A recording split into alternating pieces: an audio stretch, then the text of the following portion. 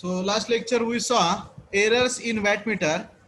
So pressure coil inductance, error because of pressure coil inductance, because pressure coil which is made up of thin wire and number of turns. So the inductance of the pressure coil which affects the reading, and then compensate reaction.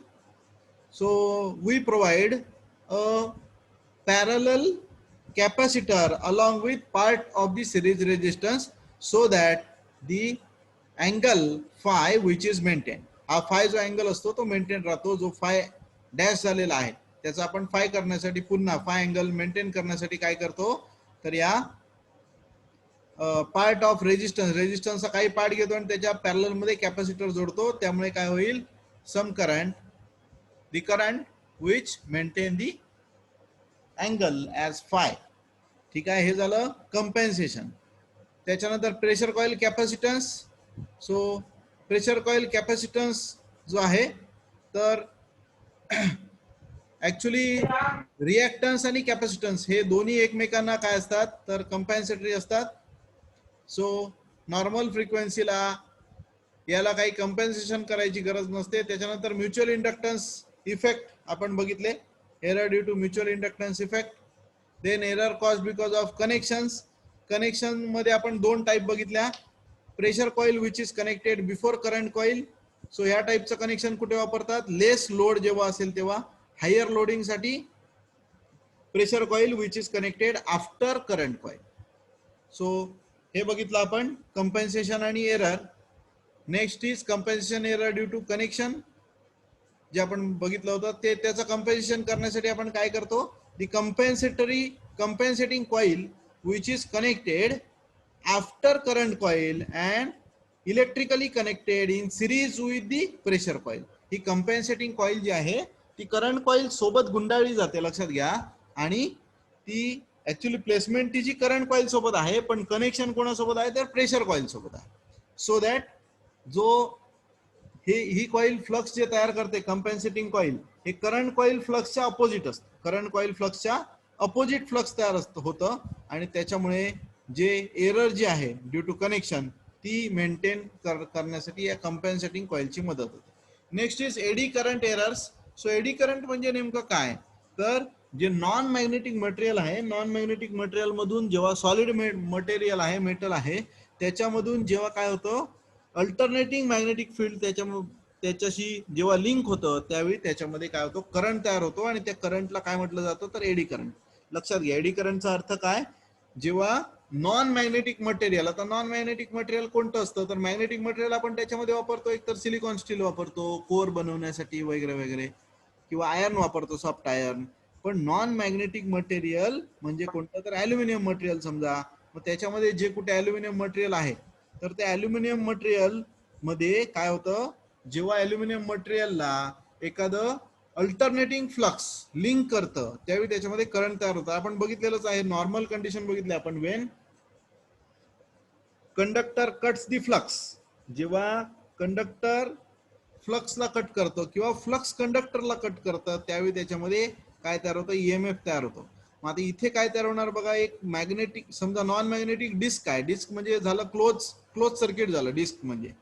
लक्षात घ्या, disc is nothing but the close circuit. आणि त्या close सर्किटच्या link मध्ये जेव्हा काय येत आहे, एखादं magnetic field, alternating magnetic field येईल तेव्हा त्याच्यामध्ये काय तयार होणार, ईएमएफ इंड्यूस होणार. आणि क्लोज सर्किट म्हटलं की त्याच्यामधून करंट फ्लो होणार आणि त्या करंटला आपण काय म्हणणार, एडी करंट. त्याला काय म्हणणार, eddy current. This currents produce a field of their own and alter the magnitude of phase of the current coil field and thus cause errors. काय होतं, ऍक्च्युली जे करंट कॉइलने तयार केलेलं जे मॅग्नेटिक फील्ड आहे त्याला, मेन जे फील्ड आहे करंट कॉइलने तयार केलेलं, त्याला अपोजिट फील्ड तयार होतं, जे त्याला ती कशामुळे तयार होतं तर एडी करंटमुळे तयार होतं. आणि एडी करंट कोणामुळे तयार होतात तर Wien magnetic field gate link with any non magnetic material like aluminium, like copper, या मटेरियल सोबत जेव्हा नॉन मॅग्नेटिक मटेरियल सोबत जेव्हा अल्टरनेटिंग फ्लक्स लिंक होतं तेव्हा त्याच्यामध्ये काय तयार होतं, ईएमएफ तयार होतो. आणि जर क्लोज सर्किट असेल तर त्याच्यामधून करंट फ्लो होतो आणि त्या करंटला आपण एडी करंट म्हणतो.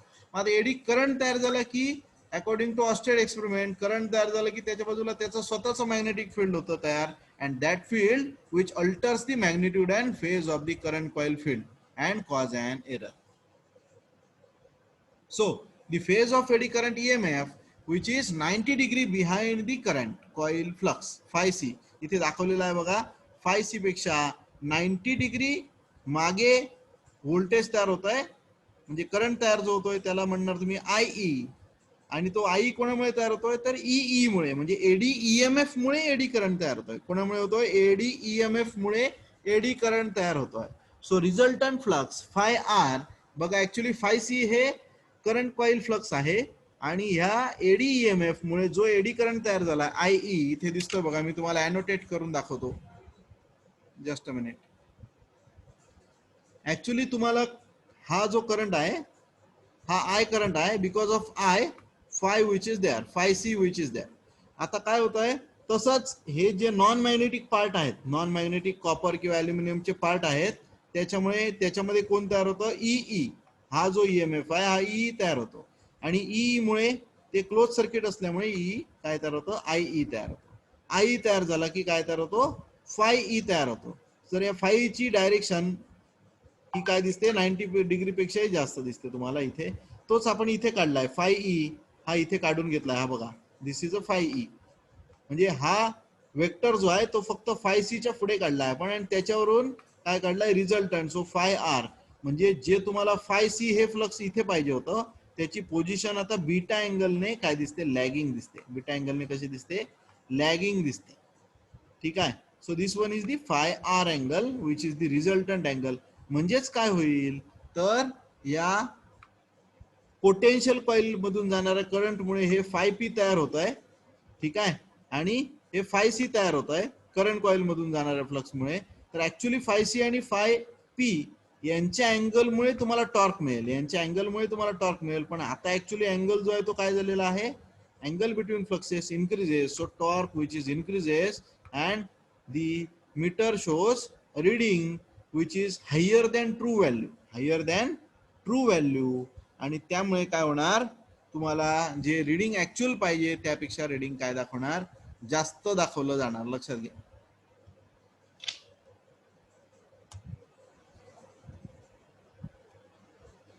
which produce a torque which is increased as a magnitude of field is decreased and the angle between fluxes is increased, the torque produced which is decreased for lagging power factors. It is clear that the wattmeter will read low for lagging power factor and high for leading power factor. The error caused by eddy currents is not easy, which is calculatable. In fact, solid metal parts should be avoided as far as possible. म्हणजे compensation जे आहे ते तुम्ही कसं provide करताय? तर compensation provide करण्यासाठी तुम्हाला काय करावं लागेल तर जेवढे कमीत कमी सॉलिड पार्ट आहेत तेवढे तुम्हाला वापरावे लागतील. दाखवा सर, दाखवा सर. हा बरोबर, तेच तेच पुस्तक. Very good. And another error due to stray magnetic field. अजून ही एरर आहे जी कशामुळे म्हणतोय आपण? Due to stray magnetic field. The electrodynamometer wattmeter has relatively weak operating field and therefore it is particularly affected by stray magnetic field, resulting the serious error. Hence, these instruments should be shielded against effect of stray magnetic field. So, laminated iron shields are used in portable laboratory instruments, while steel cases are sometimes provided to shield the switchboard instruments. So precision type wattmeters are not provided with shields in order to keep down errors caused due to eddy currents and avoid the small DC errors which may be caused by permanent magnetism of shields. लक्षात घ्या, stray magnetic field म्हणजे काय तर external magnetic field which is not the part of instrument. या इन्स्ट्रुमेंटचा part नसलेलं magnetic field ज्याला तुम्ही stray magnetic field म्हणताय. लक्षात घ्या, एखादा मीटर तुम्ही असं समजा की मोटरच्या पॅनल मध्ये एक मीटर लावलेला आहे, तिथे अजून काय काय असू शकतं तर तिथे एखादा कॉन्टॅक्टर आहे समजा, मग कॉन्टॅक्टरची कॉईल आहे, तर त्या कॉईलचं स्वतःचं मॅग्नेटिक फील्ड जे आहे आणि त्याच्या बाजूलाच जर तुम्ही हा मीटर लावला तर काय होईल? ते मॅग्नेटिक फील्ड काय होणार? डिस्टर्ब होणार बिकॉज ऑफ कॉन्टॅक्टर मॅग्नेटिक फील्ड. आणि मग त्यावेळी आपण त्या कॉन्टॅक्टर मॅग्नेटिक फील्डला काय म्हणणार? Stray magnetic field. त्याला काय म्हणणार? Stray magnetic field. लक्षात घ्या. तर हे स्ट्रे मॅग्नेटिक फील्ड कमी करायचं असेल तर एकतर आपण काय करू शकतो, त्याचं जे कव्हर आहे ते त्याला स्ट्रे मॅग्नेटिक फील्ड म्हणजे मॅग्नेटिक फील्ड त्याच्यामध्ये एंटर करता नाही अशा प्रकारचं कव्हर करावं लागतं. मग त्याच्यासाठी तुम्ही वूड वापरू शकता.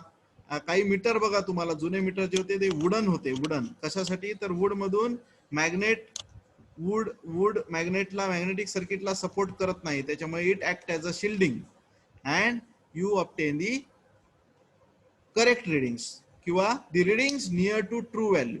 त्याच्यानंतर मग काय वापरलं जातं? जनरली तुम्ही बघताय की बॅकेलाइट वगैरे वापरलं जातं, जे मॅग्नेटिक सर्किटला काय करू देत नाही, ट्रान्सफर होण्यासाठी थोडासा विरोध करतं. सो शिल्डिंग साठी जी मटेरियल वापरतात, आता काही ठिकाणी काय वापरतात तर स्टील वापरलं जातं. सो स्टील मधूनही मॅग्नेटिक फील्ड जे आहे ते काय होत नाही, तर पास म्हणजे करण्यासाठी ते थोडंसं अपोज करतं. बेसिकली तुम्हाला जी इन्स्ट्रुमेंट वापरायचे स्ट्रे मॅग्नेटिक फील्ड त्याच्यापासून अवॉइड करण्यासाठी तुम्हाला काय वापरावं लागेल? You have to use a shield. You have to use a shield. तुम्हाला शिल्ड वापरावं लागेल.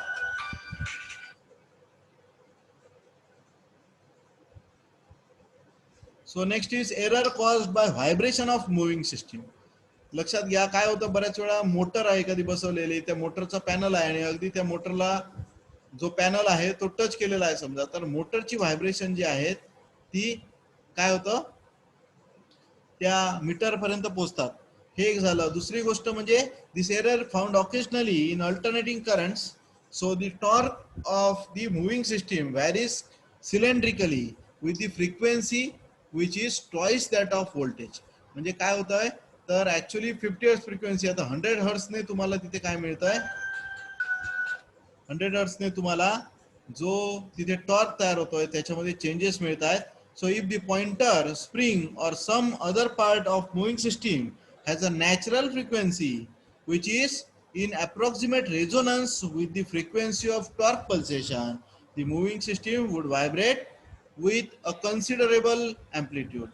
बघा लक्षात घ्या, तुम्ही जुनी एक गोष्ट ऐकला असाल, नाझीचं सैन्य किंवा जो हिटलर होता त्या हिटलरने आपल्या आपल्या लोकांना काय शिकवलं होतं तर मार्चिंगची एक अशी स्टाईल शिकवली होती की ते जेव्हा एखाद्या पुलावरून चालतील तेव्हा ते पूल नंतर पडून जायचं. तर असं का व्हायचं नेमकं, तर या प्रत्येक जी काय समजा वस्तू आहे त्या वस्तूची स्वतःची नॅचरल फ्रिक्वेन्सी असते. आता ही नॅचरल फ्रिक्वेन्सी कशामुळे असते, तर त्याच्यामध्ये जे काय त्याचा मॅटर आहे, त्या वस्तूमधील जे काय इलेक्ट्रॉन वगैरे किंवा जे काय आतलं त्याचं मॅटर आहे, तर ते एका फ्रिक्वेन्सीने काय होत असतात, मूव्ह होत असतात आतमध्ये त्या वस्तूमध्ये जे काय मटेरियल वापरलं त्याच्यामध्ये. त्याच प्रकारची जेव्हा तुम्ही आउटर फ्रिक्वेन्सी वापरता त्यामुळे त्याच्यामध्ये काय होतं, ते जे आतला जो मॅटर आहे तो काय व्हायला लागतो, व्हायब्रेट व्हायला लागतं आणि that is called as the resonance frequency. So because of resonance तो मॅटर जो आहे तो व्हायब्रेट होतो. So the moving system would vibrate with a considerable amplitude. These vibrations not only make the position of pointer difficult to read, but also the mean position of pointer may be displaced from the corresponding to the average value of power. So these vibrations can be avoided by designing the instrument in such a way that the natural frequency of moving system is very much away from the twice of the frequency of the system on which the wattmeter is intended to be used. म्हणजे या matter जो आतमधला आहे, ज्याची काय तुम्ही त्याच्यासाठी moving system साठी जे काय मटेरियल वापरताय त्याच्यामधला जो मॅटर आहे त्याची नॅचरल फ्रिक्वेन्सी जी आहे ती तुम्हाला काय पाहिजे, ट्वाइस पेक्षा, नॅचरल फ्रिक्वेन्सीच्या ट्वाइस पेक्षा जास्त पाहिजे. म्हणजे आपली जी आत्ताची फ्रिक्वेन्सी आहे 50 हर्ट्ज सप्लाय फ्रिक्वेन्सी, तर 100 हर्ट्ज पेक्षा जास्त त्याची फ्रिक्वेन्सी असणारा, नॅचरल फ्रिक्वेन्सी 100 हर्ट्ज पेक्षा जास्त असणारी मटेरियल तुम्ही या मीटर बनवण्यासाठी सिलेक्ट केले पाहिजे. Next is temperature errors. The indication of watt meter is affected by changes in room temperature.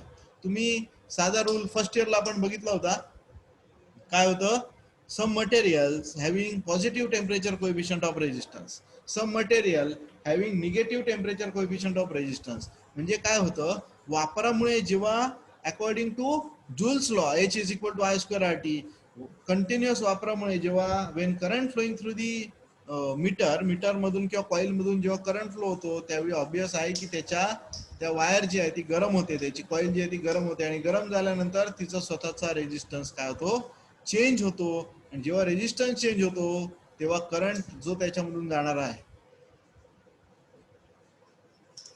ज्याच्यासाठी तुम्ही इन्स्ट्रुमेंट कॅलिब्रेट केलेला आहे, तर त्याच्यामुळे चेंज होतो. आणि म्हणून तुम्हाला काय वापरावं लागेल, for compensation of the temperature errors you have to use a material which is used for making the coils should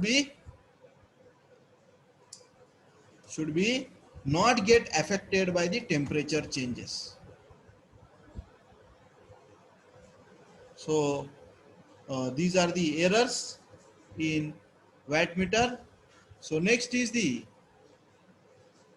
method for measurement of three-phase power. So for measurement of three-phase power, the basic arrangement which is 3 wattmeter method, ज्याच्यामध्ये 3 wattmeter तुम्हाला इथे जोडलेले दिसत आहेत.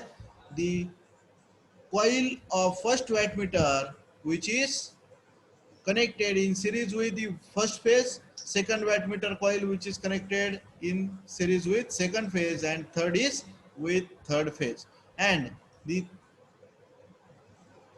potential coil which is connected to the neutral.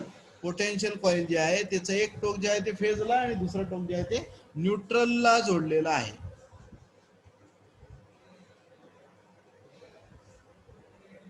So 3 wattmeter method, the connections as employed for the 3-phase 4-wire system.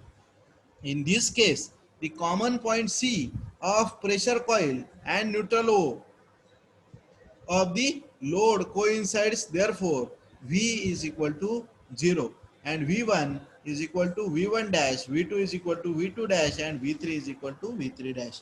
Sum of instantaneous readings of the wattmeters.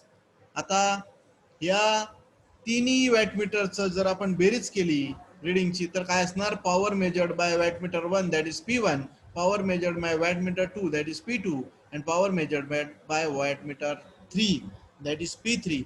So the total power which is nothing but the P1 plus P2 plus P3, or we can say the wattmeter reading which is observed or which is got because of V1 I1 म्हणजे the potential which is provided across V1 voltage coil, and another is current flowing through current coil. So V1 into I1 plus V2 into I2 plus V3 into I3 ही सगळी instantaneous voltages आहेत. लक्षात घ्या, small जी लिहिलेली असतात ती सगळी instantaneous voltage असतात आणि म्हणून त्यांच्यासोबत कॉस फाय दाखवलेला नाही आहे. लक्षात ठेवा, कॉस फाय का दाखवलेलं नाही तर ही व्होल्टेजेस काय आहेत, इन्स्टंटेनियस व्होल्टेजेस आहेत. लक्षात घ्या. So instantaneous power which is V1 into I1 plus V2 into I2 plus V3 into I3. Hence, these 3 wattmeters measures the power of the load. So 2 wattmeter method. आता जसं आपण बघितलं की 3 wattmeter मध्ये power काय असते, V1 I1 plus V2 I2 plus V3 I3. मग 2 wattmeter method पण आपण याच्यासाठी वापरू शकतो. ऍक्च्युली जेव्हा तुम्हाला 3 फेज पॉवर मेजर करायची असते तेव्हा तुम्ही काय करू शकता, you can use wattmeter elements which are n-1 for where the n is the number of phases. मग 3 phases म्हटला तर तुम्ही n म्हणजे 3 झालं, so 3-1. So you can measure the AC power from AC power with help of 2 elements rather than use a 3 element meters. म्हणजे 3 metre वापरण्याऐवजी तुम्ही 2 metre वापरून पण पॉवर 3 फेज पॉवर मेजर करू शकता. तर त्याच्यासाठी आपल्याला काय करावं लागतं ते बघूया. So for star connection instantaneous reading of P1. आता इथे स्टार कनेक्शन दाखवलंय ज्याच्यामध्ये काय केलेलं आहे बघा, pressure coil current coil which is connected in series with the one phase, and इथे दिसते तुम्हाला, अनोटेट करून दाखवतो. The current coil which is connected in one phase, he current coil दिसते तुम्हाला इथे, and pressure coil which is connected across between the two phases, he current coil आहे जी कुठे जोडलेली दिसते तुम्हाला, फर्स्ट फेज आणि थर्ड फेज. तशीच ही सेकंड मीटरची कॉइल आहे जी सेकंड फेज आणि थर्ड फेज अशा दोन कॉइल जोडलेले दिसतात तुम्हाला, प्रेशर कॉइल आणि करंट कॉइल मात्र कोणत्याही दोन फेजेस मध्ये. आता ह्या टाईपचं सर्किट तुम्ही कुठे वापरू शकता, या टाईपचं सर्किट तुम्ही बॅलन्स लोड साठी वापरू शकता, लाईक अ मोटर. जिथे बॅलन्स लोड आहे त्या ठिकाणी या टाईपचं सर्किट तुम्ही वापरू शकता.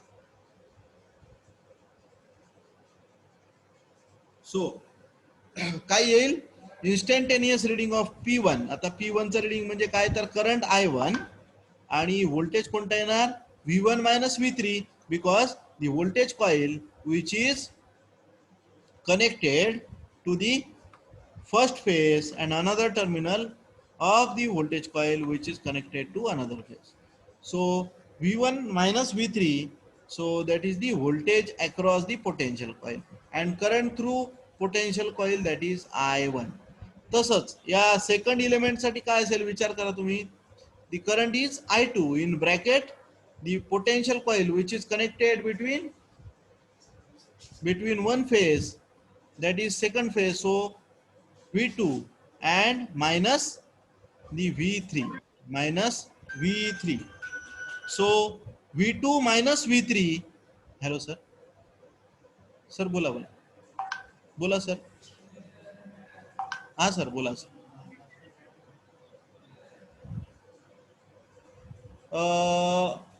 नाही नाही, कांबळे सरांनी मी करतो, दोघ जणांनी.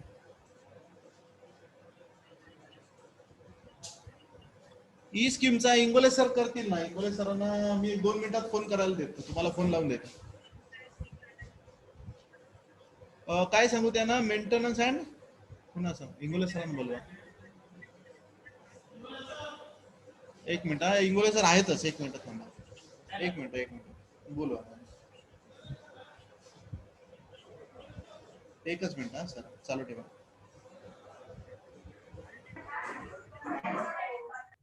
ठीक आहे, मी सांगतो त्यांना, maintenance and repairs of electrical appliances. Okay, 12234 E स्कीमचा. ओके ओके ओके, ठीक आहे ठीक आहे ठीक आहे ठीक आहे ठीक आहे, ओके ओके ओके, ठीक.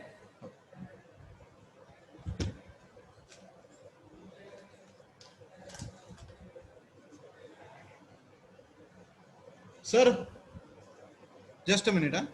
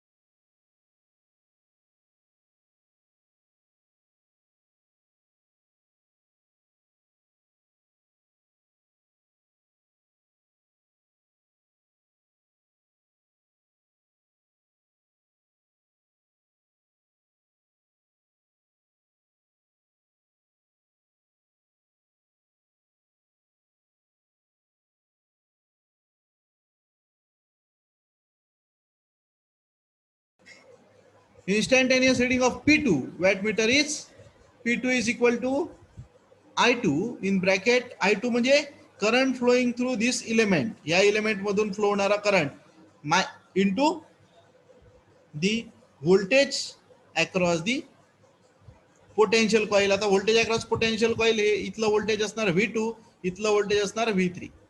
सो तेच इथे म्हटलेलं आहे. याला तुम्ही सॉल्व्ह केलात की तुम्हाला मिळेल V1 I1.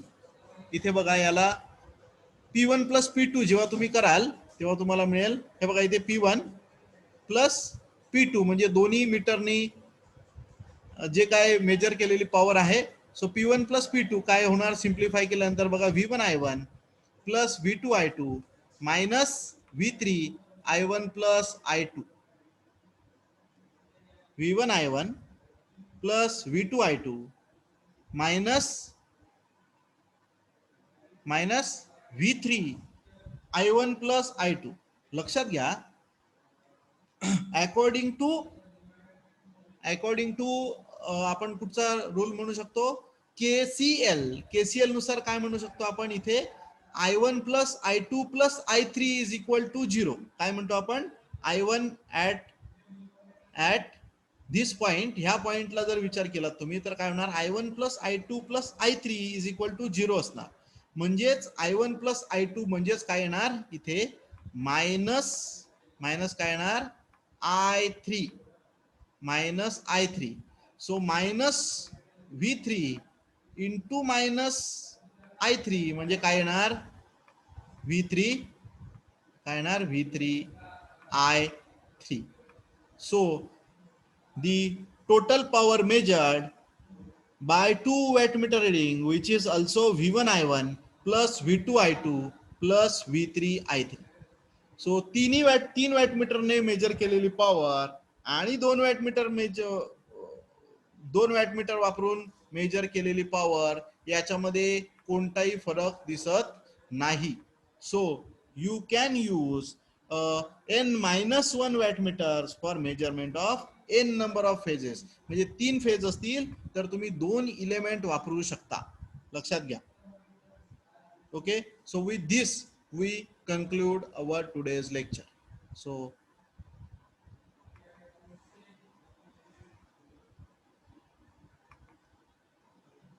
जरा माइक चालू करा तुमचे.